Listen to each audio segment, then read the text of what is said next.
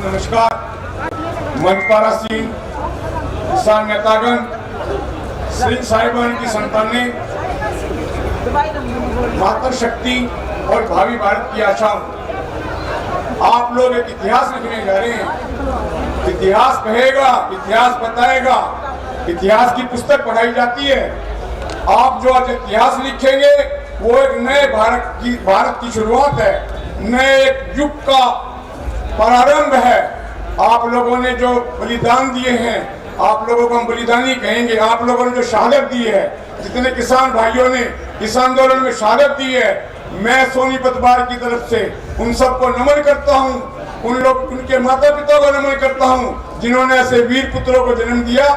मैं Sonipat bar association की तरफ से, मैं सोनीपत जिले की तरफ से आप लोगों को आश्वासन देता हूं, आप लोगों को एक विश्वास दिलाता हूं कि आप लोगों की जिस प्रकार की भी कोई कानूनी सहायता धन से, तन से, मन से, आत्मा से, परमात्मा से होगी, खुले दिल से हमारे वकील साथी करेंगे, निसंकोच भाव से करेंगे। और मेरे से पहले जैल साहब ने कहा कि आपकी पीठ पर वार नहीं होने देंगे। हमने ये कहा, मेरा विचार है कि जहां आपकी छाती अड़ेगी उससे पहले वकील साहिबान की छाती अड़ेगी। जो गोली डंडा आपको लगेगा पहले हम खाएंगे, फिर आपके ऊपर आंच आने देंगे। वकील भाईचारा, किसान वकील भाईचारा।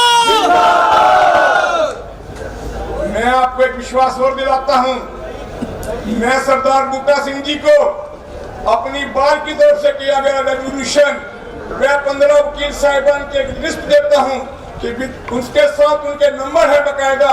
आपको किसी समय भी एट 11 आवर्स, रात को दिन को कभी भी कोई दिक्कत आए, आप केवल मात्र एक घंटी बजा देना। हम मोदी नहीं है, एक फोन दूर हूँ। क्यों भाई, एक फोन दूर किस लिए है? फोन साथ रख, सुनना के लिए खड़ा होकर सुन। आप लोग समझ नहीं पाए मोदी शाह का खेल आज तक। हम पढ़ी लिखी जमात से ताल्लुक रखते हैं, जो आपके सामने कहेंगे धर्म से सच कहेंगे, सच के सिवा कुछ नहीं कहेंगे। मैं आपको बता देना चाहता हूं, मैंने 3 इलेक्शन गुजरात के देखे। आप लोगों को शायद ध्यान होगा, जब पहला इलेक्शन गुजरात का हुआ तो वहां पर गोधरा कांड हो गया। भाई सब गोधरा होने के बाद हिंदू मुसलमानों की राइवलीज करा दी, मोदी जी सीएम बन गए। उसके बाद दोबारा इलेक्शन आया गुजरात का, इशरत जहां वाला केस करा दिया कि इशरत जहां मोदी को मारने के लिए आ रही थी, फिर मोदी सीएम बन गया। अब आपको पता नहीं लगा, जब तीसरा इलेक्शन हुआ गुजरात का, आपको पता होना चाहिए, अमरनाथ की यात्रा में हम लोग जाते हैं, जो वकील है या और कोई जाता है, उसका बाकायदा पंजीकरण होता है, उसका एक मेडिकल सर्टिफिकेट लगता है, उसके व्हीकल का पंजीकरण होता है। लेकिन अचानक गुजरात की एक बस आई, उसके आगे हैंड ग्रेनेड फट गया, फिर गुजरात में बीजेपी की सरकार बन गई। ये भाईचारा बिगाड़ने वाली सरकार है, भाईचारा बनाने वाली सरकार नहीं है। 26 जनवरी का एपिसोड हमने खूब देखा, खूब उस 26 जनवरी के एपिसोड के बारे में लोगों को बताया, बार बार कहा कि झंडा लगा दिया।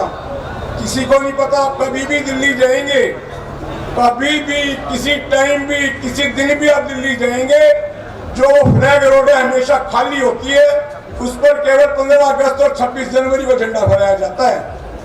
लेकिन उस दिन कोई झंडा नहीं था, झंडा लगा हुआ था आप लोगों का भाईचारा बिगाड़ने के लिए। 500, 700, 1000 गुंडे जो कि बीजेपी के वर्कर थे, बीजेपी के कार्यकर्ता थे, वो आप लोगों के बीच घुसे, आपका भाईचारा खराब करा, आप लोगों की आत्मा को ठेस पहुंचाई। और मैं सोनीपत क्या हरियाणा की तरफ से आपको आश्वासन दिलाता हूं, हरियाणा में कहीं भी कोई दिक्कत आप लोगों को आएगी तो सोनीपत बार एसोसिएशन आपके कंधे से कंधा मिला के आपके आगे छाती अड़ा के मदद करेगी, तन से, धन से और मन से। मैं सरदार बूटा सिंह जी को अपनी बात की तरफ से लिस्ट है, जिस पर ठीक नहीं है। किसानों की जायज मांगे सुनने का उसके पास समय नहीं है और किसानों को किसी न किसी तरह से दबाना चाहती है और उसमें वो कहीं तक गिर सकती है। झूठे मुकदमे भी बनाएगी, झूठे केस बनाएगी, सारे काम करेगी। तो हमने सबने विचार किया भाई हमारे पंजाब से जो भाई आए हुए हैं 2 महीने से ज्यादा समय हो चुका और यहाँ बैठे हैं घर बार छोड़ के, क्योंकि उनको पंजाब से कोई मदद कानूनी नहीं मिल सकती। इसलिए हमारा नैतिक फर्ज बनता है ये भी हम उनको यहाँ आश्वासन दें कि आप अपने आप को अकेला ना समझें। किसी तरह से भी जिस तरह के भी मुकदमे होंगे हम अपने पैसों से खुद बेखर्चे पे सोनीपत बार एसोसिएशन लड़ेगी आपका, उसके लिए आपको निश्चिंत रहना है।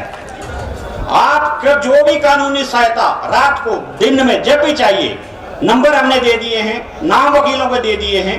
आप किसी भी वक्त बूटा सिंह जी से मैं गुजारिश करूंगा वो किसी भी वक्त किसी भी वकील से संपर्क करके हमें बुला सकते हैं। हमारी सेवाएं निर्विवाद आपके लिए 24 घंटे तैयार हैं। और क्योंकि अब ऐसा माहौल बन चुका है कि इसमें हमें मांगने से कुछ नहीं मिलने वाला, उसमें हमें छीनना ही पड़ेगा। और छीनने के लिए कानूनी रूप से गैर कानूनी रूप से हमें सारे काम करने पड़ेंगे। जहां गैर कानूनी रूप से काम करेंगे वहां मुकदमे भी होंगे, उनको हम देख लेंगे अपने आप। आपको डरने की जरूरत नहीं है। आप अपना काम करें, हम अपना काम करेंगे। किसी भाई को यहां से हम परेशान होकर नहीं जाने देंगे। ये सोनीपत बार एसोसिएशन की तरफ से मेरा आपसे वादा है। धन्यवाद। बहुत बहुत धन्यवाद जी। हुण मैं बेनती करांगा पंजाब हरियाणा हाईकोर्ट ਤੋਂ ਜਿਹੜੇ ਐਡਵੋਕੇਟ ਸਾਹਿਬ ਆਏ ਨੇ ਗਗਨਦੀਪ ਸਿੰਘ ਰਾਣਾ ਜੀ, ਉਹ ਆਪਣੇ ਵਿਚਾਰ ਰੱਖਦੇ ਨੇ ਤੁਹਾਡੇ ਨਾਲ, ਉਹ ਸਾਰੀ ਗੱਲ ਤੁਹਾਡੇ ਨਾਲ ਆਪਣੀ ਸਾਂਝੀ ਕਰਨਗੇ। ਗਗਨਦੀਪ ਰਾਣਾ जी। नमस्कार, मैं गगनदीप राणा, एडवोकेट पंजाब हरियाणा हाईकोर्ट। हमने भी 10 वकीलों की एक लिस्ट बनाई है जो हमारे किसान भाई जिन पर इस आंदोलन में झूठे केसों में उनको फंसाया गया है, उनके केस मुफ्त में लड़ेंगे। और हमने ये तीनों काले कानून ढंग से पढ़े हैं। इसमें किसानों की हकों की कोई बात नहीं की गई है, ना तो इसमें कोई एमएसपी का प्रावधान है, और जो किसानों का एक कॉन्स्टिट्यूशनल राइट है कोर्ट में जाने का, वो भी छीन लिया गया है। तो मेरी इस मंच से अपील है कि जब तक ये तीनों काले कानून वापस ना हो, ये आंदोलन आगे बढ़ते रहना चाहिए। धन्यवाद।